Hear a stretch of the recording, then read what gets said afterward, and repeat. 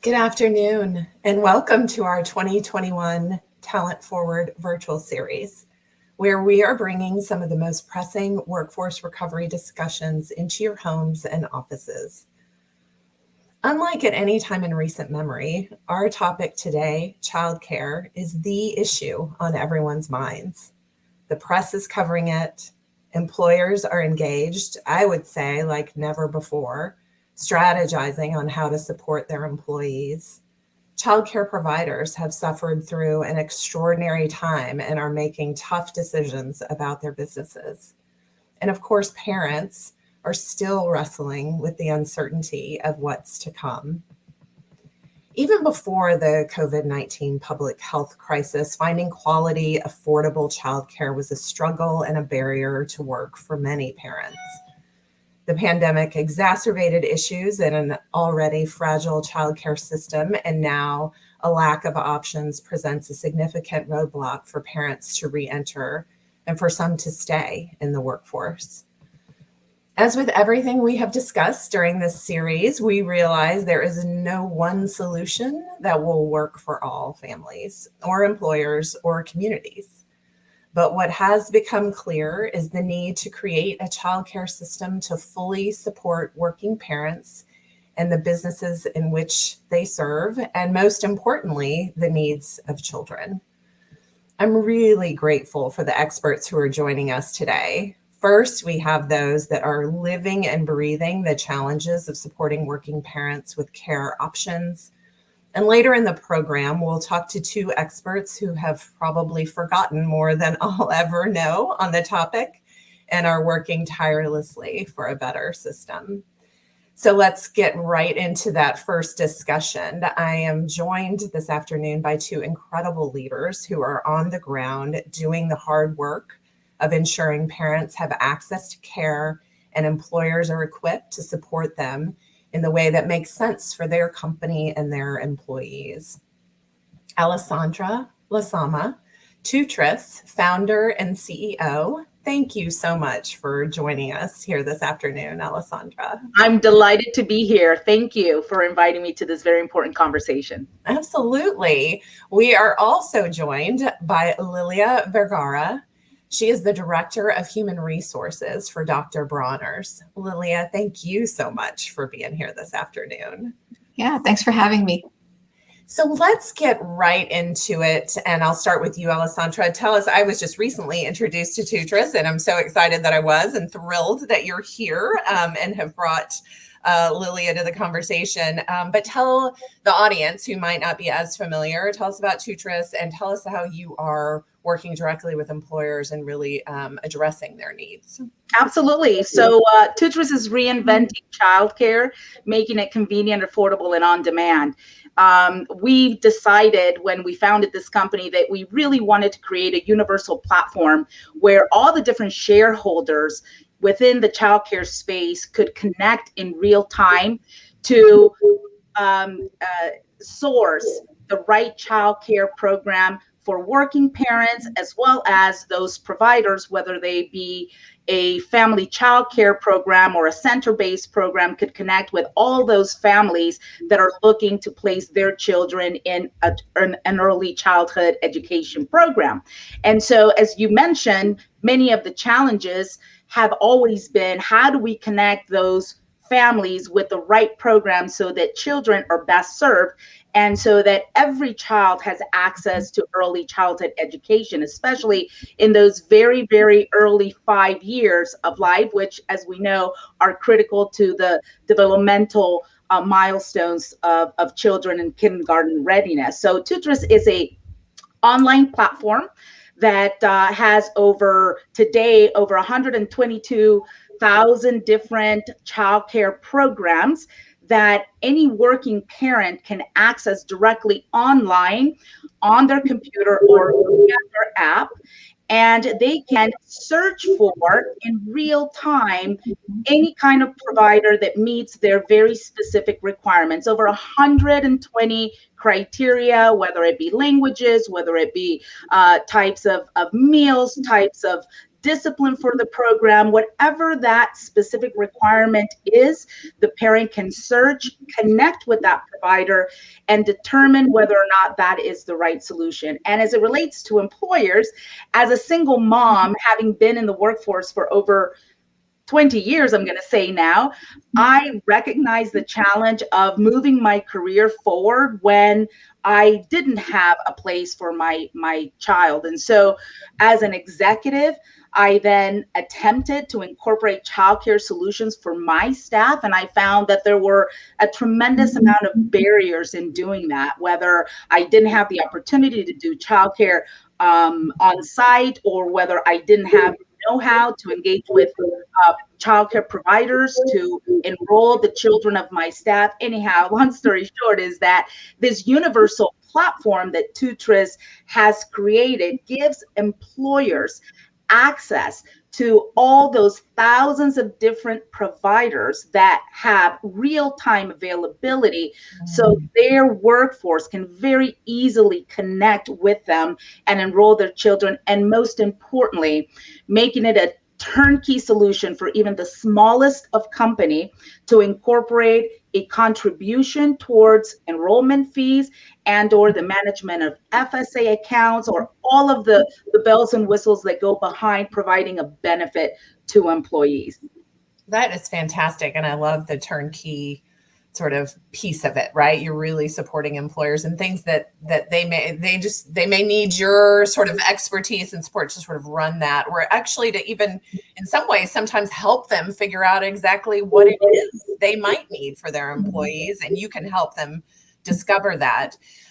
Lilia, I'd love to hear about Dr. Bronner's.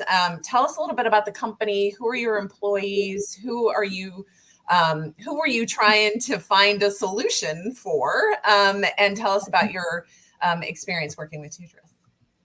So Dr. Bronner's is the number one, produces the number one natural product within the organic and fair trade space. We do have over 300 employees here at our headquarters in Vista. And, we have a good split of about 160 employees that are still working on site that have to be here every day. And we still have about another 140 employees that are working remote. And that could range from office personnel to marketing and sales. But a lot of our parents still have that need of childcare, whether they're working on site or whether they're working from home. That need didn't change because the kids still needed, whether it was school or some help with before or after care. So that need didn't go away regardless of where our parents were working.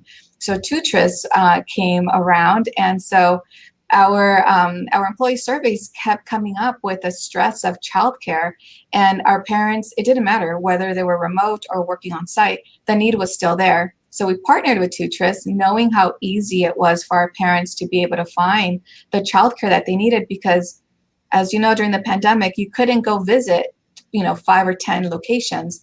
This platform allows you to do it all online. So it made it very easy for our parents to find locations, see what it looked like, but also be able to pay directly onto the platform, which Dr. Bronner's pays a portion of it. So it just made it very easy for parents and for us to be able to have that childcare payment and have a safe space for them to attend. And I would suspect, just given you, like you said, you've got some people remote, you've got some people in person, everybody has a different need, right? Some people might need some backup or some day-to-day or some, sort of emergency care. Does Tutris sort of offer that for you as a whole sort of suite of options that the individual parent can decide what is best for them? Yeah, so that's the beauty of Tutris. They have here in San Diego, there's a huge network. So parents are able to pick for if they need before or after care, whether it's weekend or even more of an independent type of setup. Tutris offered that to our parents. So every child is different, every family is different. So their needs really varied. So being able to tap into the Tutris network makes it very seamless for our parents to be able to see what's out there. That's awesome. Alessandra, tell us about what you've seen, or if you've seen anything, a shift over the last 12 to 18 months during this public health crisis, what have you seen in terms of your relationships with employers? Have they shifted their thinking? Are you seeing more interest? Absolutely. I think that there's been a shift, but first is congratulating companies like Dr. Bronner's, who even prior to the pandemic, they were always forward thinkers, and they really always understood that family unit is imperative to get the best performance out of our workforce. And so not many, actually, I believe that the stat is close to 8% of employers nationwide offered some sort of a childcare as a benefit prior to the pandemic. And so I really want to congratulate companies like Dr. Bronner's. But as we came, and navigated this dreadful pandemic, I think, and I say that if there is anything to come away from the pandemic in a positive way, is that the theme of childcare really percolated to top of minds, because communities realize that really it is that sticky glue that holds communities together. And so employers are not any different. So employers have recognized that the workforce that has completely dropped out and or reduced significantly their hours at work has been primarily women, and B, primarily due to their childcare responsibilities. And so in order to reset that economy, in order to really pick up productivity and re-engage all those working moms back into the workforce, it's imperative that their family unit is in a good place. And where does family unit start? With our children. So peace of mind for working parents is imperative.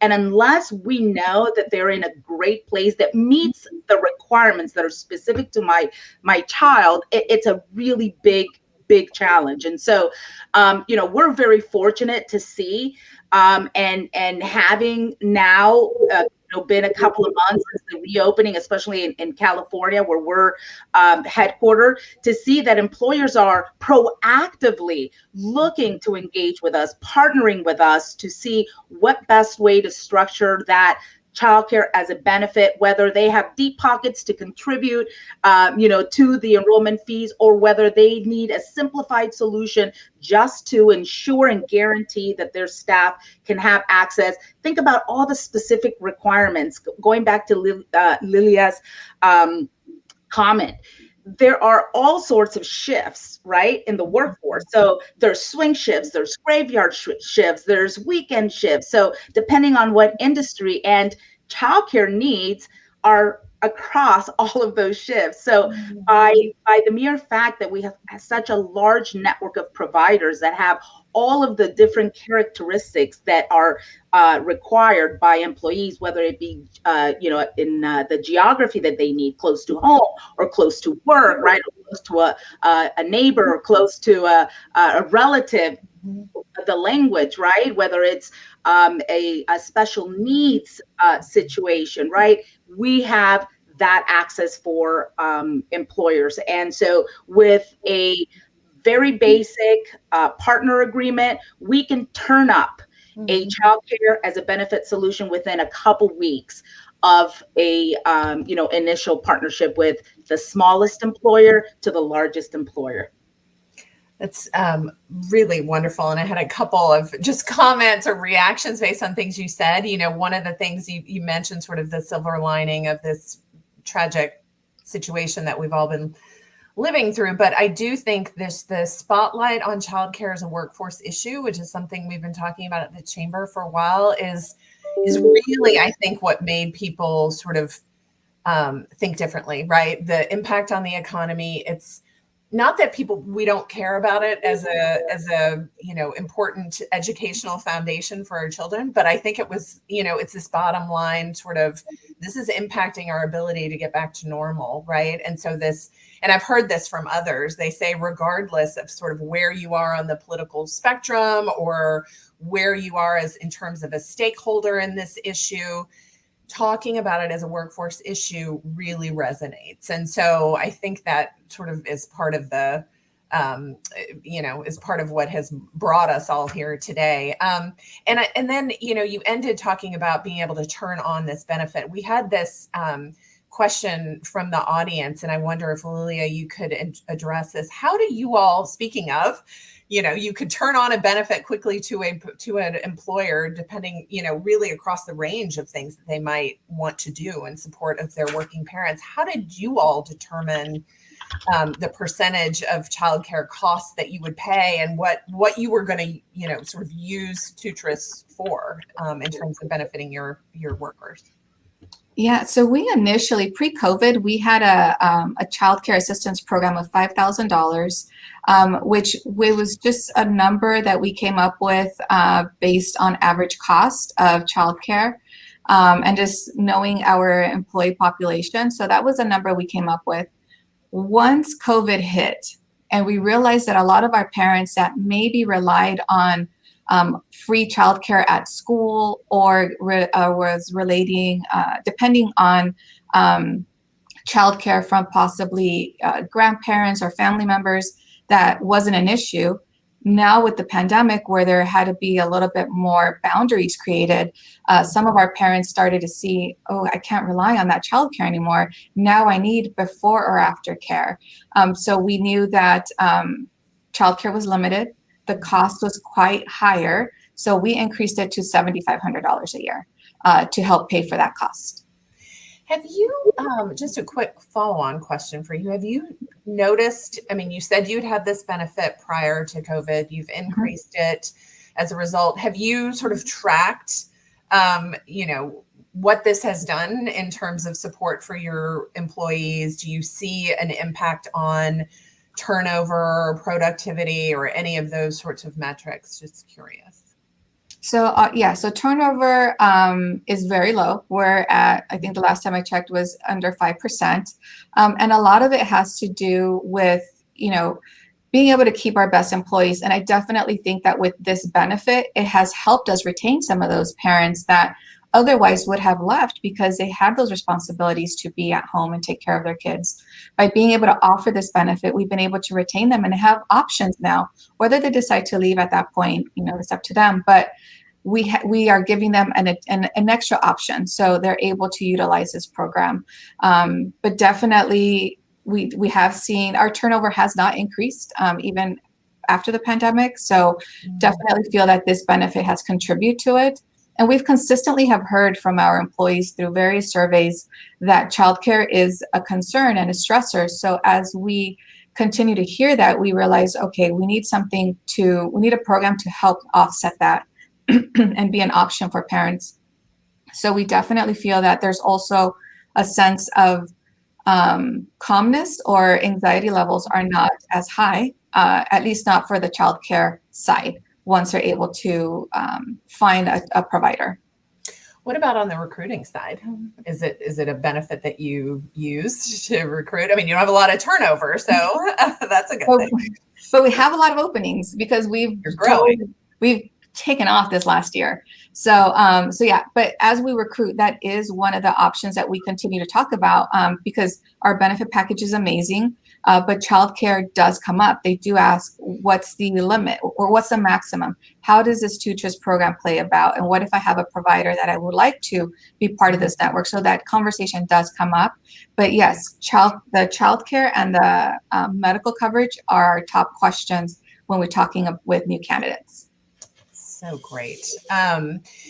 Alessandra, let's talk about small and medium-sized businesses. Sure. You referenced it earlier. You talked about it as a sort of key constituency for you guys, I guess.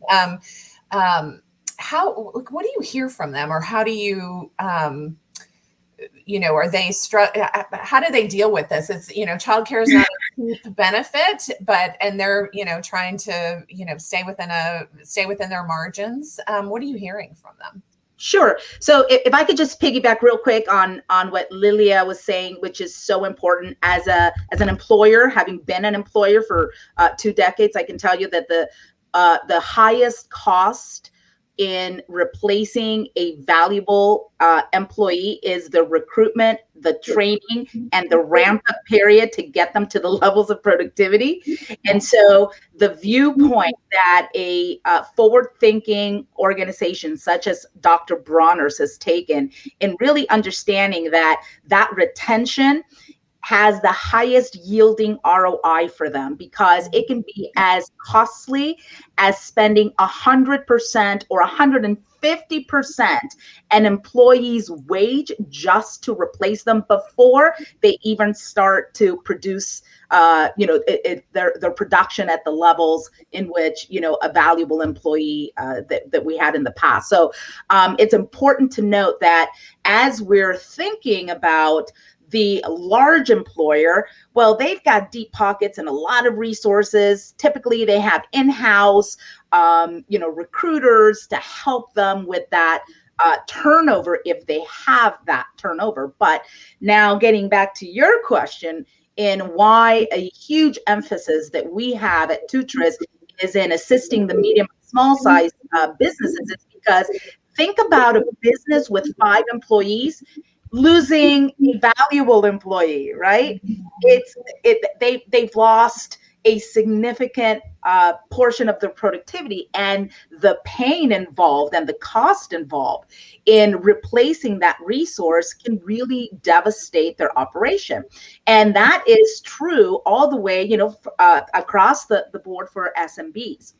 And so the fact that they can incorporate a childcare as a benefit for as little as $20 per employee with a resource tool that gives access to their workforce to engage with the different types of providers is a haven. It's like let me take a New York microsecond to decide whether or not this is a benefit that I need to incorporate into my operation. And it truly gives them a competitive advantage to stay in markets and compete with the larger organizations, because if we think about who's having babies and who has those 0 to 5 kids, mostly we're talking about now millennials and Generation Z, right? Gen Zs.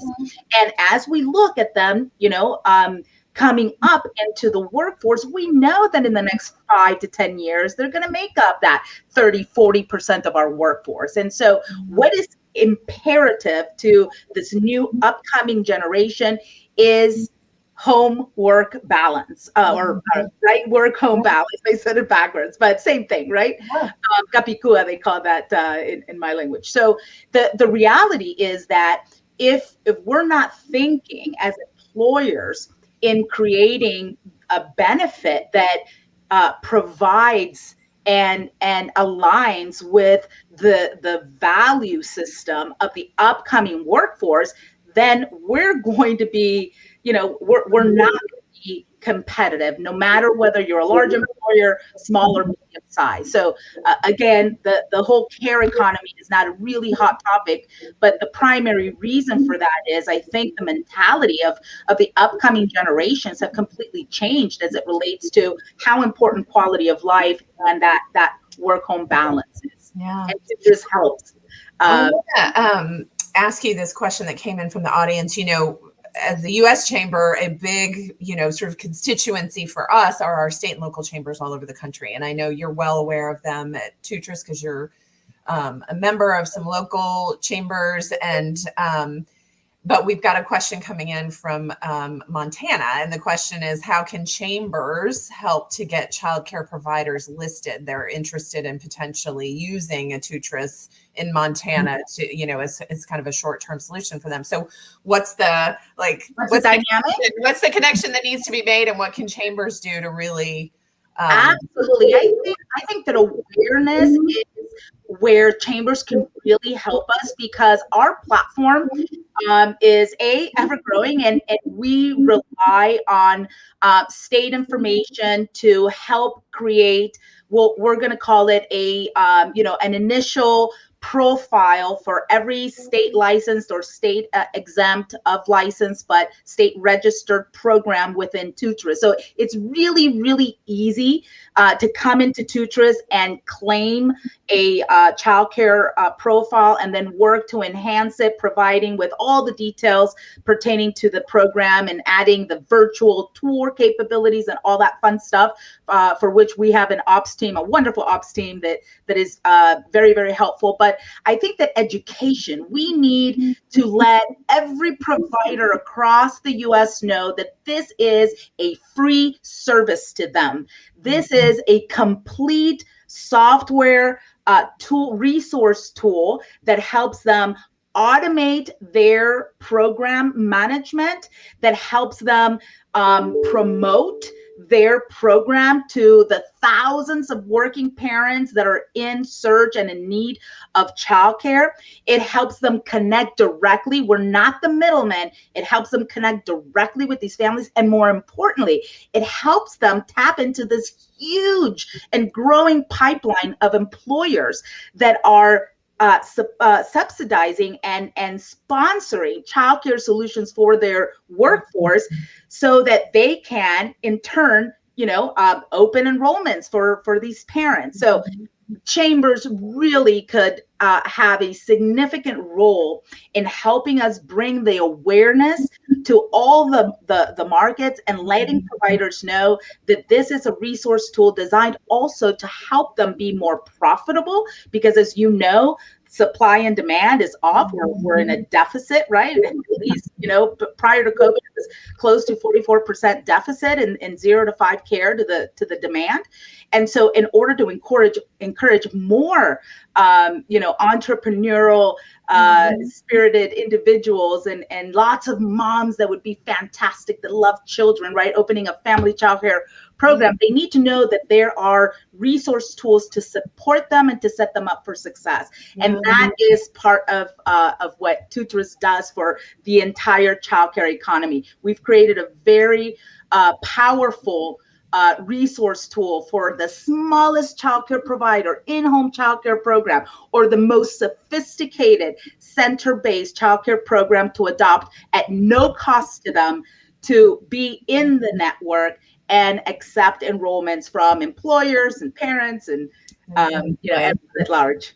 Yeah, and I think, not that you need a middleman in this process, but chambers obviously also have the employers as their members. So then once you're trying to get employers to understand this is an option for them and a pretty, as you said, turnkey tool that they can, for low cost, provide to their working parents. Lilia, I'd love to ask you maybe to think about and provide maybe, any advice that you would give to other employers who may be on the edge or thinking about what to do, or how do they even start? What's the first step? I think the first step should be for some of these employers to find out what the need is. Send out a simple survey. You'd be surprised how much employees would share with you if you ask all the right questions.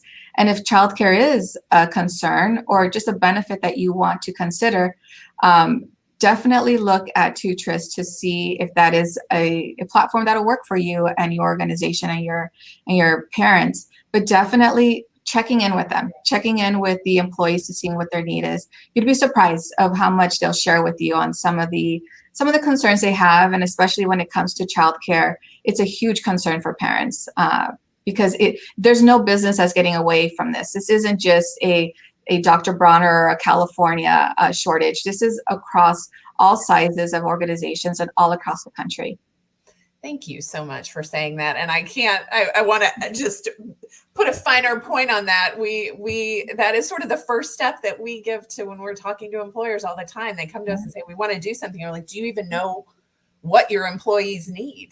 That survey is so critical. Like, ask them first to do your homework before you try to start providing solutions. So we've got like 1 minute left. So I'm going to give you the last word, Alessandra. Thank you so much for being here. What would you say as sort of, I guess I'll ask you the same question that I asked Lilia. What would you say to an employer or a chamber who's out there saying, we want to provide solutions in this critical time? What's the first step they ought to take? I would say that in the times that we live in, If employers are not ready to take childcare and make it part of their benefits package, they're going to be the exception. And the reality is that in order to re-engage women in the workforce, which have taken such a huge hit during the pandemic, childcare solutions are imperative, and there isn't an excuse for employers.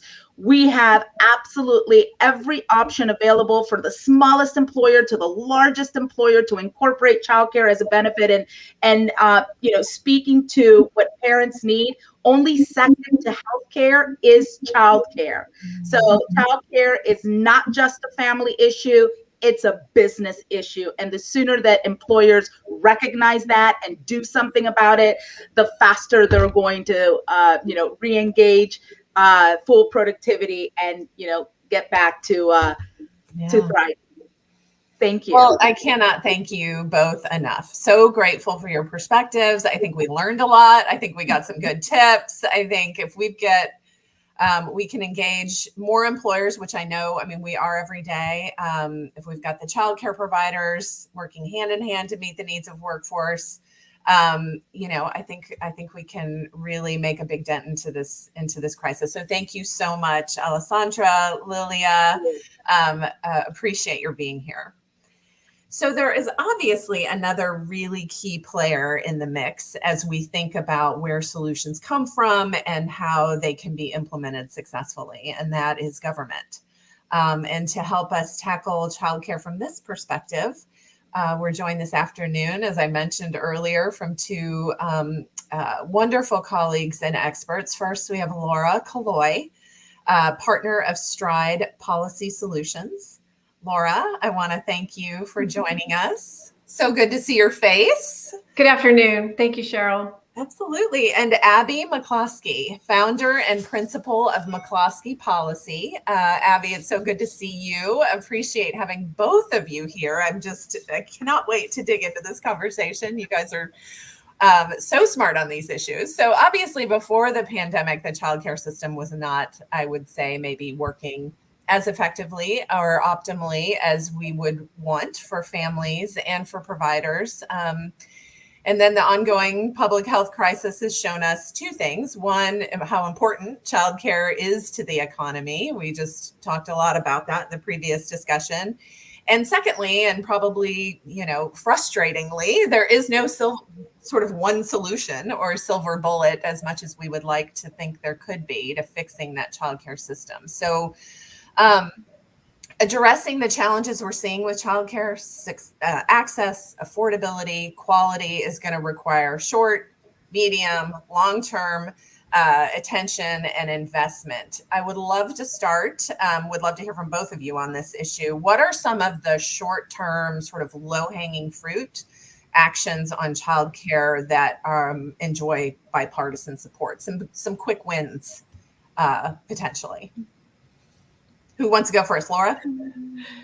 Sure. I think you've touched on a really important point, first of all, and that is this was a known problem before the pandemic, and your previous guests have just done an excellent job of outlining what some innovation and innovative solutions can look like, both, during the pandemic and post-pandemic as we think about childcare as a workforce issue. I think there is agreement, no matter what your party affiliation is or your where you come across in terms of the spectrum of politics at this issue, that early childhood development matters. And so there's agreement that our babies, our infants, our toddlers, our preschoolers, their development really matters. There's also agreement, and you've talked about the affordability, the access to high quality childcare. And I also think there's agreement that we do not have the early childcare workforce that we need, the qualified people to actually provide the childcare. And these are not easy, solutions are not easily come by. But with those areas of common ground, I do think there's a conversation that can be had around certain tax and spending conversations around what some of the tax opportunities might be both for business and for families, to think about how to create greater access for low-income and middle-income families. I know where I live in Northern Virginia, childcare costs as much as, in those first 4.5, 5 years, as much as a year at one of our major universities does. And that is just it's a price tag that is, very difficult, no matter your income, but especially for low and middle income wage earners. So I think with these agreements, it's time for us to think about what that conversation looks like. And I'd love to hear from Abby. I know she's written extensively on this, but we also know Congress is trying to have this conversation, but there is no one bill that seems to be viable at this time. Abby, what do you think? Yeah, I agree with Laura that there's been this growing interest and recognition to better support working families. And while there's still a big gap, I think, between how maybe Democrats and Republicans would want to address that. And I don't know how low-hanging of a fruit this is, Cheryl, but I would say, what is it?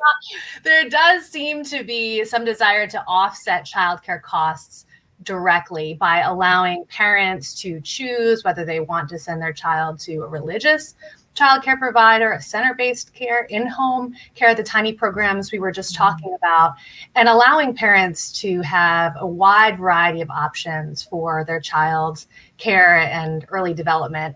And that expanding the child independent tax credit and increasing its refundability to help those at the low end of the income spectrum for whom childcare is most out of reach, and high quality childcare at that, I think is an area that would have a broad, ideally broad support. It's a credit that's been in place since the 1970s. It was actually Republican President Gerald Ford who signed it into law. It's been around for a long time. We know how it works. And it feels like a pretty smart first step to expand that to reach more families. And, I will say, while Congress is, we're in a difficult political and environment, a polarized environment, but there are also calls, for example, the Republicans on the Ways and Means Committee put forward a recommendation for there to be a bipartisan commission to look at all the different programs we have at the federal level to support childcare, from Head Start to tax credits to employers to, tax credits to families, and see if there's a way to streamline these and make them work better so that families don't get caught in either childcare cliffs or overlapping programs, but it makes more sense, and thus more people can access it. So I think there are also reforms we can do around, streamlining existing programs and regulations and things like that, in addition to expanding some of the credits that we have in place that have worked really well over the years. How would that work? So I totally agree with what you're saying, and sort of that idea of more options for parents. Seems like a really sound, and the tax credit to allow them to use it where they sort of see fit. How does that either bump up against, or does it not, the idea that there are many who would have this sort of become a federally sort of owned and operated childcare system? Yeah. And I think you're touching on the Democrat approach largely has been to this issue, one of universal pre-K or universal childcare in various presidential campaigns, or Senator Warren has put out proposals along these lines. And, I think politically it's a non-starter for a lot of folks more in the center right and moderates, and certainly on the farther right, because there's a desire to maximize parent choice. And some parents will choose to leave the workforce and stay home and raise their children. That's important. Some will choose flexible work schedules. Some will choose to have their kids in center-based care or want private options. And a lot of polling, has revealed that there's a wide diversity of needs and values of parents when it comes to childcare. And so I think we should seek to maximize that. On the Republican side, I will say the approach has been very broad, almost moving now towards a child allowance, so not offsetting childcare costs directly, but giving checks to families who have children. I think maybe in our current fiscal environment, that's too broad and too unfocused, given the acute need of childcare for workforce participation and economic growth. Somewhere in between those two, to your point, between either the fully government run, everyone is in, universal childcare, what we've seen in Quebec, where I do think there's legitimate concerns about the outcomes for children and for parents in that type of system. And then on the other side, having, maybe very broad but untargeted support. That's why I think maybe somewhere that lies in the middle would be something like offsetting childcare costs directly through this existing credit. And, if you give parents the money, it's the same kind of conversation we have a lot in K through 12 about, does money flow to the school or does it flow to the parent or the child? If you give parents the money, most parents have their children's interest, at heart, and can pick what type of situation is best for their family and their child. And so I tend to be in the camp to say, let the parents decide. And if parents are given money to help offset this, they'll choose what's best for their family. And that will allow for a wide variety of different programs as opposed to kind of a one-size-fits-all approach. Can I add also? Yes, please do. I was just going to add to that too. I think building off of that, our states have a lot of opportunity here in thinking about how state regulation works, what the opportunities are to think about what the licensing and the credentials that an early child care provider needs in that state to become licensed. I think there's some opportunity there to be thinking through not how to loosen any of that, because we need highly qualified people, but thinking about how to strengthen and promote a pipeline for more highly qualified people to be able to provide the child care, I think is very important. And having some federal incentives to help states do that can be key to that. I know that there are some states building these programs through their associate's degrees, through community colleges and whatnot, thinking about what is the path to a bachelor's degree and what the pay scale can look like to create a more highly professional job for people that provide childcare, because this is, as I said, really important in terms of thinking about early childhood development and having people who understand that, who are providing that childcare to our children. I also just wanted to add that this innovation that we've just heard about is another side to it, where I think the federal government can play a role to help continue to incentivize and support those both employers that want to work with their employees and with their childcare providers in their communities, in their regions, in their states to create these solutions. That there's a role for the federal government to play there as well. And if I could just kind of jump in really quick, just on that, made me think of that. In the childcare space, there's obviously two sides, and as an economist, the supply and demand keeps rearing its head. But there is a huge risk that if we inject money into the demand side and give money to parents while constraining the supply side and the number of providers through regulations, you will get an inflation of the cost of care that will make it even harder to afford and is akin to kind of what we've seen in healthcare and higher education. And so it's really important that, as there's really good intentions to try to help offset the cost of care directly to families, that at the same time, to Laura's point, at the state level in particular, which is where a lot of these regulations lie, that there's an equal effort to try to ensure that small in-home care providers can compete at a level playing field to center-based care, so that there's an increase of supply too. Otherwise, I think, you end up with a scenario where the help kind of makes the problem worse. So I really want to get into the employer piece, but I want to say something or maybe dig in a little bit more on this supply issue, because I was thinking about that as we were having this previous conversation, and these tools that are out there and these great companies and employers are trying to provide these benefits, but we still have an issue of not enough, right? Like we do not have enough seats for all of the children or parents who would want them for their children. So what do we do there? I mean, regulation could be a piece of it. I didn't realize that there was this talk of a commission to kind of look at the breadth and depth of what is out there and to really dig into this kind of stuff. I don't think anybody is suggesting we deregulate in terms of health and safety, but my guess is, if I know regulation, we've probably added a billion and one things over the years. But there's probably other things we could be doing to increase supply. Do either of you have thoughts on that? Well, I'll give you one thought, and that is, I actually called a good friend of mine who runs an early child care center here in Northern Virginia, and I just said, tell me what you would do, what would help you? And she said she had this is anecdotal and, specific to the Northern Virginia area, but she has applied for a license to open another center. She runs one and she wants to run another. And she was just given the runaround. Things weren't streamlined online for her to know how to apply for all of her licensing and to be able to get the right zoning that she needed for the center she wanted to secure. And so just even that in and of itself, the time that she spent and the money that she spent trying to secure the right licenses, permits, to jump through whatever hoops, and the fact that it wasn't streamlined yet in 2021 for her to do most of this online, just in and of itself is one example. And this is in an area, we're in a very strong metro area. I'm imagining these problems could be very challenging if you're in a rural place where there's just, the opportunities may be less, and you may not have as many, you just don't have the same pool of people also to draw from. So those are just a couple of examples when we're thinking about the opportunities through technology to make things more streamlined. It doesn't have to reduce quality to make it easier, and more efficient. No, perfect. I mean, and exactly what, states and localities should be doing is making it as easy as possible for somebody who wants to get into this business. Abby, did you have anything you wanted to add?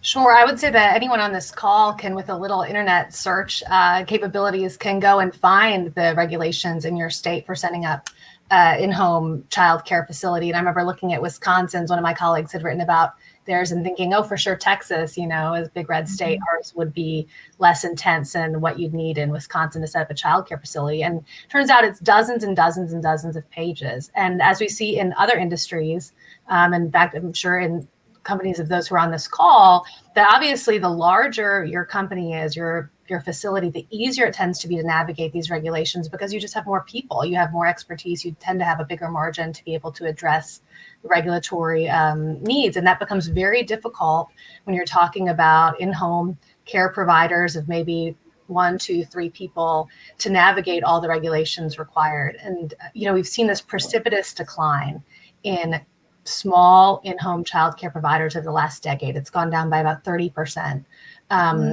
You don't really hear about it. You hear about all the closures from COVID specifically. You don't hear about the closures that have been happening quietly for the last decade. And it's mostly in these smaller types of care scenarios, which interestingly are the types of arrangements that parents tend to prefer. And, Center for American Progress, others will write about childcare deserts. To your point, Cheryl, I think it's more about 30%. In some estimates, areas of the country where there's just not enough providers for the needs for parents. In those types of places, it might be most advantageous to have these smaller in-home care providers because it's rural, because businesses are spread out, whatever the case may be. And so I think we should, be really thoughtful about how to ensure that the needed regulations to improve quality and safety of childcare arrangements does not necessarily crowd out our smaller providers, who again are the types of providers a lot of families would prefer for their children. Have you dug into the why of the 30% decrease, or is it those types of things that you were just saying? It is. I think it's in large part from regulation, because while actually the federal government in the child care space provides block grants to states to help subsidize care for low-income children and provides tax credits to families to offset the cost of care, there, remarkably for the federal government, there aren't a ton of strings attached. The strings are coming at the state level for regulations about the types of providers in their state. And that is what has been linked to the decline in childcare providers, because we certainly know it's not an issue of, while labor force participation rates, during the pandemic have gone down for women, obviously, but before that they had plateaued and stayed relatively similar. So it's not a matter of these places are closing because there's not demand for them, which is when you, again, at the supply side, and these types of increasing regulatory burden, that seems to be the most likely culprit for it. So let's get back to the employer piece, because we've done a bunch of research. We've heard, through the survey work that we've done over the years, that businesses they want to provide, they're open to providing increased support to their employees on childcare, but they're also interested in the federal government offering additional incentives, especially to small businesses. What programs currently exist in this space? What additional incentives could we be thinking about for employers? Most of our federal help goes to individuals and to states and not to employers. So there is an employer tax credit in place that mostly goes for constructing facilities, setting up facilities within an existing structure, leasing property, it tends to be wildly underutilized. I think one estimate had that it accounts for less than 0.2% of business tax credits claimed each year. So it has not been a major tool in the toolkit. Now, that's not to say it couldn't be. And in fact, there are proposals. President Biden has proposed expanding the credit. Republicans have proposed expanding the credit specifically for small business, which I find particularly intriguing, because anytime you're giving a tax credit like that to employers, you run the risk that you're essentially subsidizing places that already have childcare facilities, which tend to be larger companies, and leave those that don't kind of even more out in the cold. So I think, how do we improve incentives for small businesses to be able to provide childcare to their employees is interesting. But again, because we don't have a huge track record of that approach working well, my inclination is to continue to direct more money to families to choose what type of provider they want, irrespective of the company that they work at. Right. I just wanted to say, I also think that there's, we've evolved in our thinking about society, and then in thinking about how we fund things. There used to be a time when you just funded brick and mortar projects, right? And so tax incentives and credits went to brick and mortar settings. We're in a different time frame now, where maybe it might make sense to provide tax incentives to partnerships. You think about the guests you just had on the show, some opportunity for that kind of innovation, or running some pilot projects and collecting the data to see how it goes, and looking at it through the lens of what can we learn from this. I know that creates a longer lead in terms of when something could be more permanently offered to a broader and a wider community, but that might be what we need to do in the short term to help understand what our needs are really as a society moving forward. On the existing tax, is it a credit? Sorry, Abby, I'm blanking on that. Is it mostly for those who would provide on-site care, or it can go to other things? Because that was what I always understood it to be. And I thought, well, that is only going to be beneficial to a very few handful of people. And if the credit isn't that big, I'm sure the cost is overwhelming. Right. In fact, I think you have to spend $500,000 to access the whole part of the credit, which is only $140,000, which, again, irrespective of kind of how you slice the pie and which types of companies are eligible for it and how much the reimbursement rates are. The reality is you have to spend a lot of money to get some money back, which is just a hill that, especially in this current, environment, a lot of businesses aren't going to be able to summit. It has been called an employer like tax construction credit, because most of it has gone to construction of new facilities. And that's not totally an outmoded concept. I mean, President Biden's plan that will likely go through reconciliation also involves something similar, a credit for constructing, on-site care facilities or leasing with people who can. Again, I think there's different ways to deliver childcare support. I tend to support it going directly to parents to then decide, as opposed to funneling it through companies. But, there obviously is a lot of thinking and work that can be done there too. Well, I'd also be interested to know if in the course of that proposal to, for the sort of on-site care, how many employers do we think actually could access something like that and might be willing to? I mean, I don't know. There's a survey, there's a piece of research in here somewhere, I think, that can give us a little bit better data to really understand, is this actually the right solution to a problem? Right. And sometimes there is bipartisan agreement, because President Trump proposed something similar. There is bipartisan agreement around, it's just because something's bipartisan doesn't mean it's the best idea we have.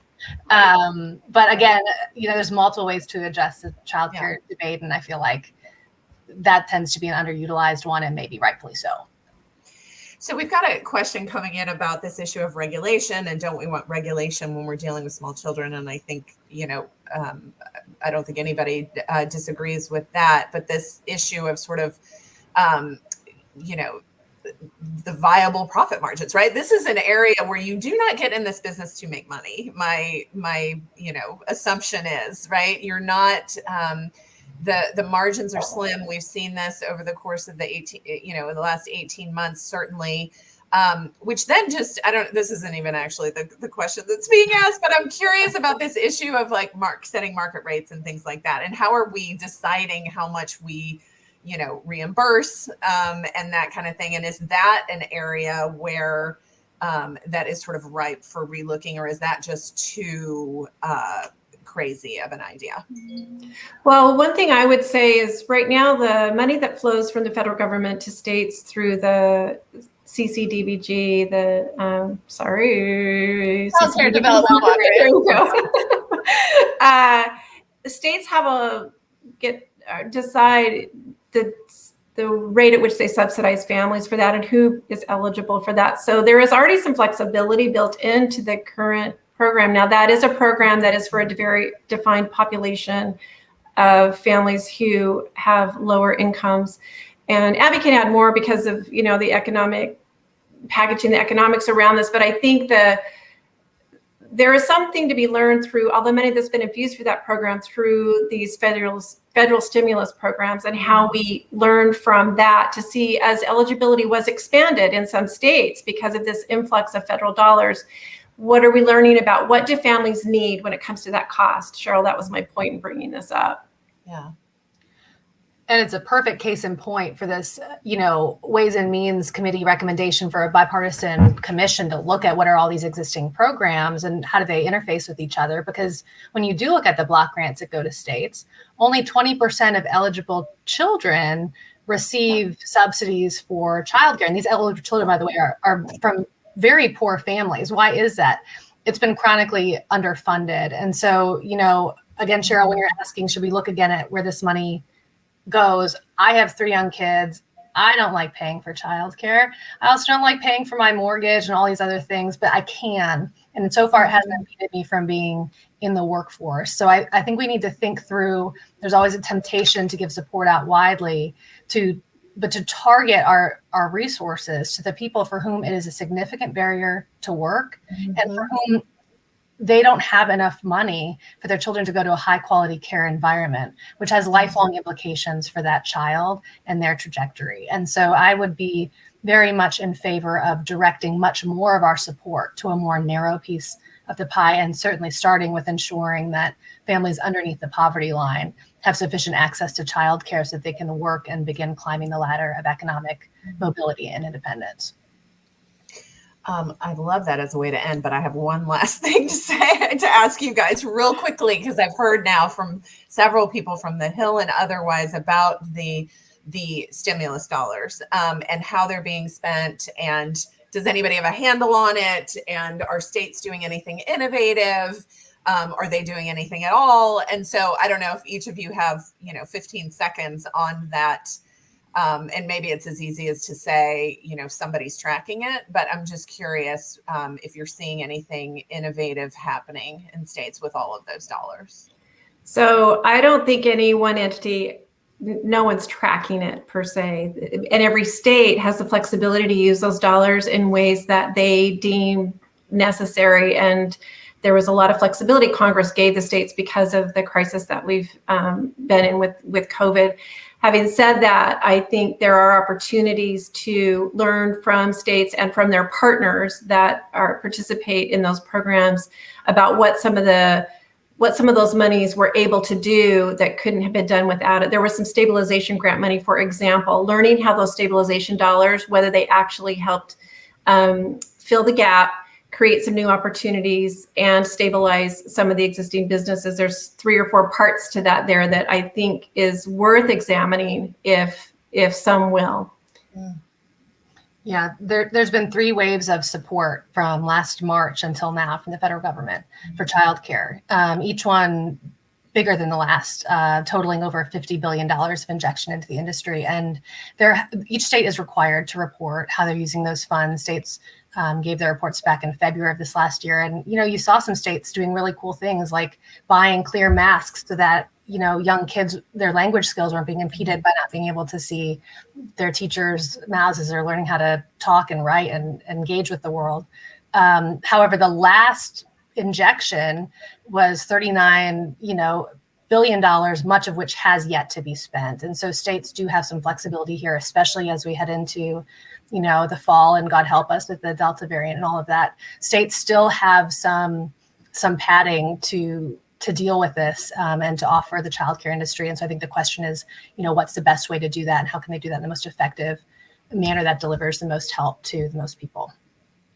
Well, I suspect both of you will be on that question, providing some good advice. I want to thank you both so much, not just for being here today, but for all your sound advice to us as we have really tried to get smarter on these issues and tried to provide some level of value and support to the employer community. So thank you guys for being here this afternoon. And thank you to Alessandro and to Lilia for being here as well. I think, we dug into a lot of fantastic issues in 1 hour, certainly digging into employers and how they are supporting their working parents into new tools and technology to help streamline that and support not just working parents and children, but into these policy issues. And I think, we identified maybe a little bit of low-hanging fruit and some areas where there's some bipartisanship, and we certainly hope we'll see more of that over the coming months. I think we've got another session coming up next month on September 21st, the next Talent Forward virtual series. And then we'll end in October with our Talent Forward Summit on October 26th. I hope you all will join us for both of those. And thank you for being with us this afternoon.